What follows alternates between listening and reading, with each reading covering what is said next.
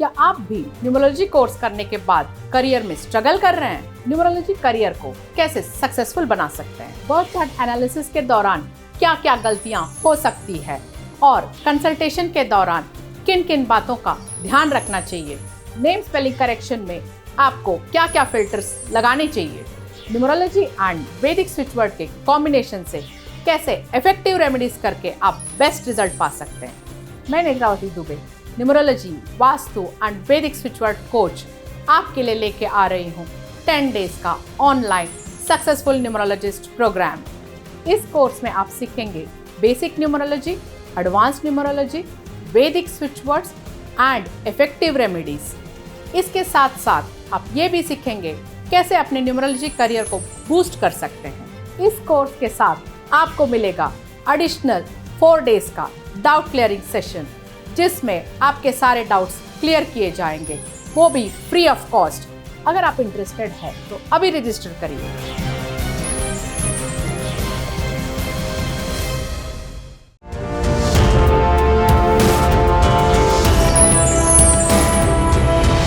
कैसा होना चाहिए आपका घर का ब्रह्मस्थान एंड ब्रह्मस्थान से कैसे हमें सक्सेस एंड प्रॉस्पेरिटी मिलेगा?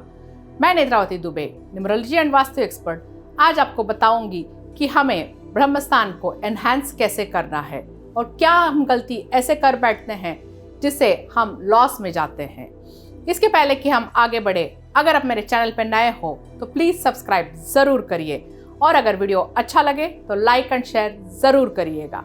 चलिए अब आगे बढ़ते हैं। ब्रह्मस्थान बेसिकली क्या होता है? आपके प्रॉपर्टी का या आपके प्लॉट का सेंटर का जो एरिया होता है उसे ब्रह्मस्थान बोलते हैं। अब जानिए कि ब्रह्मस्थान क्यों इतना इम्पॉर्टेंट है। इसे हम एक एग्जाम्पल के माध्यम से जानेंगे।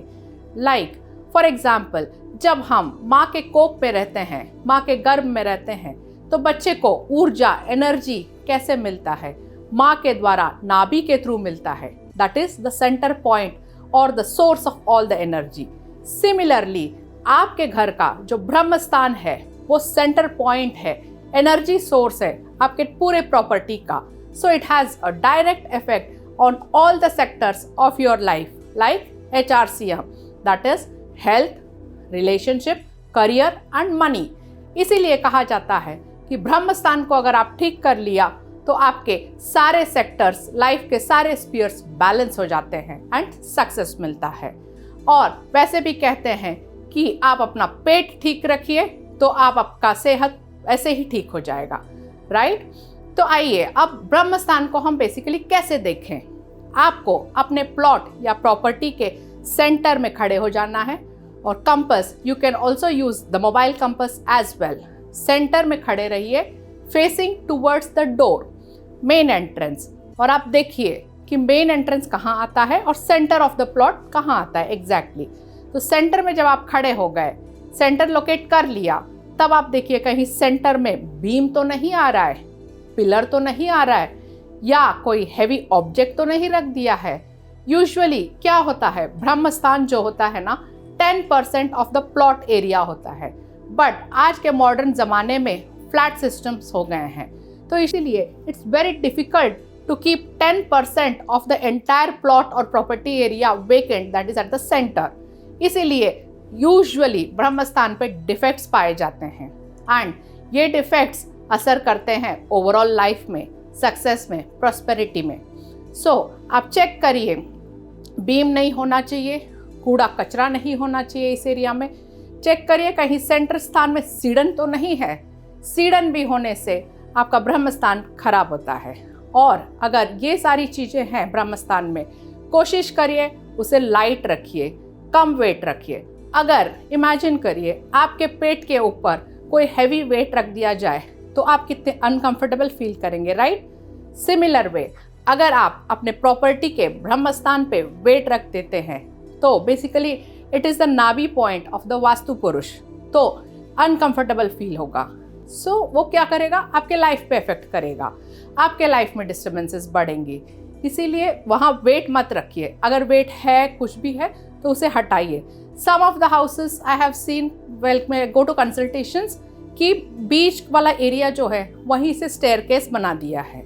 So that affects majorly on the success rate of the people.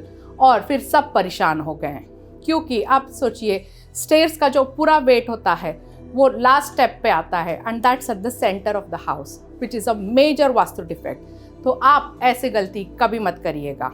अब सेंटर एरिया को हमें एनर्जाइज रखना है। कैसे हम एनर्जाइज रखेंगे? अगर आप पुराने किसी घर में जाते हैं, जैसे हमारे दादा दादी इनके घरों पे आप जाते हो, तो यूजुअली कैसे था, ऐसे स्क्वायर में घर बनते थे, राइट?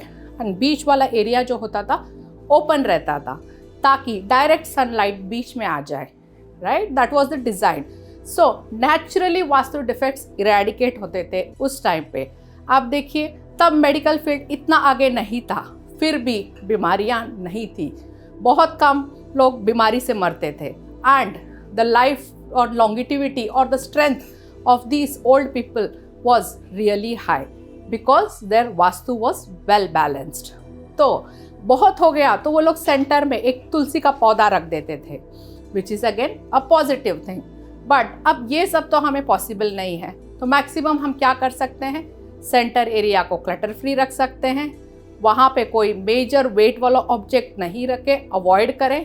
सीढ़न है तो उसे तुरंत रिपेयर कर लीजिए। तो आप अपने प्लॉट का या प्रॉपर्टी का सेंटर ब्रह्म स्थान को एनहांस करिए। अगर आप वास्तु से रिलेटेड जानकारी और जानना चाहते हैं या सीखना चाहते हैं वास्तु या न्यूमरोलॉजी, आप मेरे साथ जुड़ सकते हैं। नीचे दिए गए नंबर पे आप व्हाट्सएप या कॉल कर सकते हैं, मेरी टीम आपको कांटेक्ट करेगी।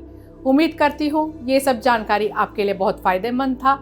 आप इसे अप्लाई करके अपने घर को बहुत सुंदर बनाएंगे। Thank you.